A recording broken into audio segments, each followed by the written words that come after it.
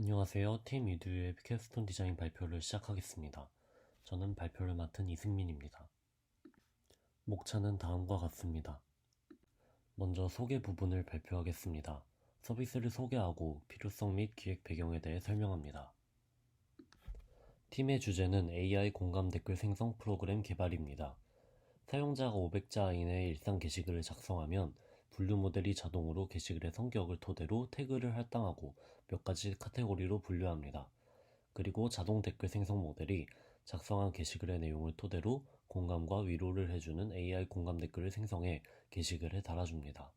예를 들어 게시글의 내용이 오늘 정말 힘든 하루였어 였다면 분류 모델이 피곤함이라는 태그와 공감이라는 카테고리를 할당해주고 자동 댓글 생성 모델이 오늘 정말 수고 많았어요 라는 댓글을 달아주는 것입니다. 최근 코로나 블루 효과로 우울증 증세를 갖고 있는 사람들이 많아졌습니다.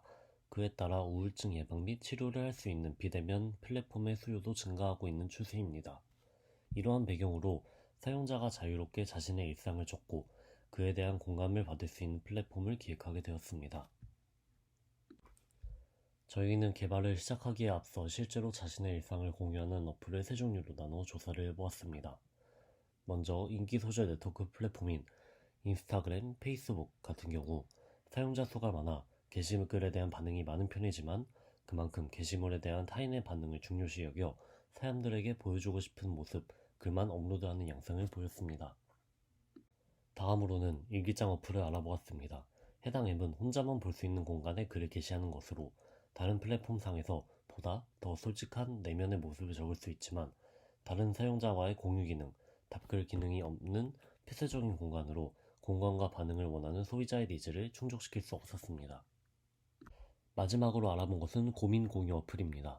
공감 기능은 있지만 적은 사용자로 게시글에 반응이 없고 욕설, 비방과 같이 건전치 못한 댓글들이 필터링 되지 않고 게시글에 그대로 달린 것을 확인할 수 있었습니다.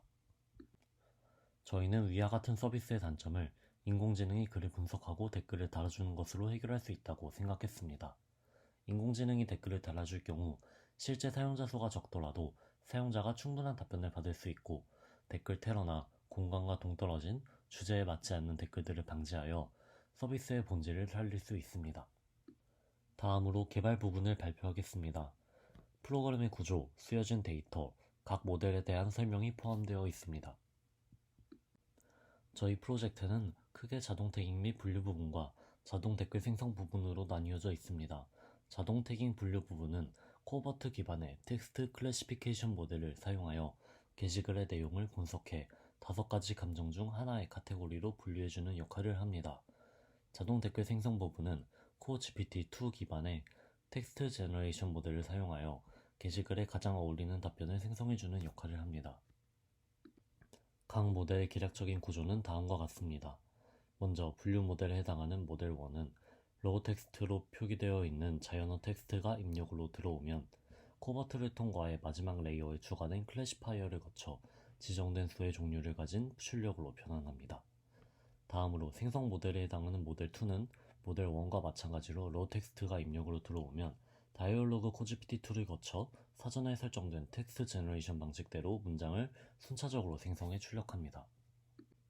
저희 프로젝트에 사용된 데이터는 AI 허브 출처의 웰니스 심리 상담 데이터셋입니다. 해당 데이터셋은 신촌 세브란스 병원의 상담 기록을 가공한 것으로 정신건강 상담 기록 데이터 16,104건의 사용되었습니다. 이 데이터는 정신건강 상담 주제의 359개의 대화 위도에 대한 5,232개의 사용자 발화 및 1,023개의 챗봇 발화로 구축되어 있습니다. 본 데이터를 각 모델에 적절하게 사용하기 위해 전처리를 진행해 주었습니다. 전처리로서는 불용어 처리, 토크나이징을 비롯해 각 모델에 맞는 추가적인 가공을 거쳤습니다. 먼저 분류 모델을 위한 전처리로서 카테고리 클래스에 대한 인덱스 값을 부여하고 지리와 카테고리의 쌍을 지리와 인덱스의 쌍으로 변환해 주었습니다. 생성 모델을 위한 전처리로는 지리 데이터와 응답 데이터가 1대1이 아닌 부분을 1대1로 바꾸어 주는 것이 있었습니다. 본 데이터셋에는 지리 데이터가 5232건, 응답 데이터가 1023건으로 여러 지리에 대해 같은 응답 데이터를 가지는 경우가 있었는데 해당 부분의 응답 데이터를 복사해 각 질의 데이터에 이어주어서 1대1 대응 관계를 가지도록 재가공해 주었습니다. 훈련 중에는 모델의 정확도를 높이기 위해 359건의 카테고리를 5개의 감정에 따른 대분류로 축소했습니다. 이 결과 분류 모델의 성능이 2배 가까이 좋아진 것을 확인할 수 있었습니다. 다음으로 각 모델에 간략히 설명하겠습니다. 저희가 사용한 코버트 모델의 전신이 되는 버트 모델은 구글에서 개발한 자연어 처리 모델로 트랜스포머의 인코더 블록을 사용한 모델입니다. 모델 마지막 레이어에 원하는 기능을 할 수 있는 블록을 추가하여 광범위한 태스크를 처리하게 할 수 있고, 저희 팀 또한 해당 모델의 마지막에 분류 레이어를 넣어 분류 모델로 사용했습니다. 분류 모델의 성능은 다음과 같습니다. 생성 모델로는 오픈AI의 GPT-2를 기반으로 한 SKT-AI의 코어 GPT-2 모델을 선택했습니다. 앞서 설명한 코버트가 트랜스포머의 인코더 블록을 사용했다면 GPT-2 모델은 트랜스포머의 디코더 블록을 사용했습니다.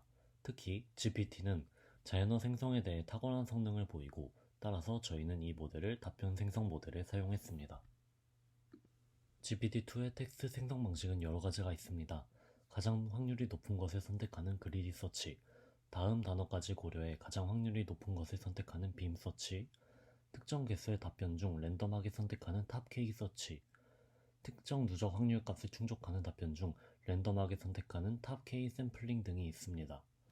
이외에도 허깅 페이스라는 커뮤니티에서 제안된 확률 값에 기반해 랜덤하게 선택하는 허깅 페이스 제너레이션과 같이 여러 알고리즘이 존재합니다. 저희는 앞서 설명한 4가지 알고리즘과 허깅 페이스 알고리즘에 대해 100개의 쿼리를 생성하고 각 팀원별로 정성평가를 진행해 가장 점수가 높게 나왔던 허깅 페이스 제너레이션 방식을 채택했습니다. 정성평가 방식으로는 각 개인별로 감정의 일관성과 자연스러움 2가지 항목에 대해 1에서 5점까지의 개인평가를 진행하고, 캔달 타워 값을 계산하여 각 평가자가 신뢰도를 파악한 뒤에 계산 점수를 개수로 두어 각 팀원의 점수를 곱해 두 항목에 대한 점수를 계산했습니다. 마지막으로 프로젝트 결과를 보겠습니다. 프로젝트의 시연 영상과 배포된 페이지 영상이 있습니다. 먼저 시연 영상을 보겠습니다. 시연은 따로 저희가 어플을 만들지 못해 PyQt라는 파이썬 라이브러리를 사용하여 시연 GUI를 만들었습니다.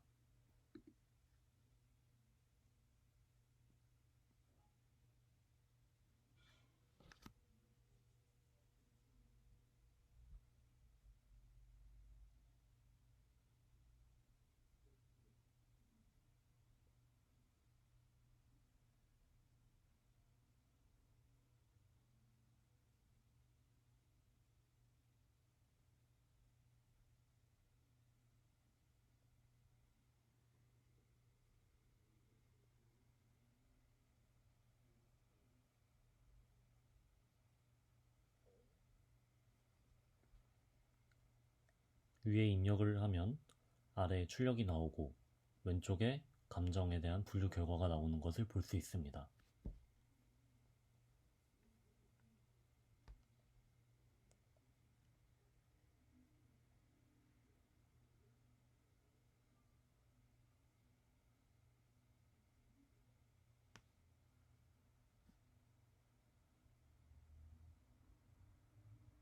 다음으로는 인공지능 모델을 공유할 수 있는 허깅페이스라는 사이트에 저희 팀의 모델을 게시했습니다.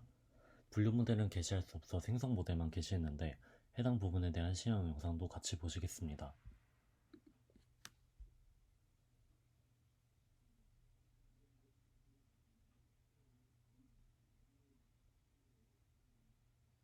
단 해당 페이지에서는 출력값이 입력값 앞에 바로 생성이 되고, 출력값이 제한된 글자 수에 대해서만 출력이 되면서 제대로 나오지 않는 것을 볼 수 있습니다.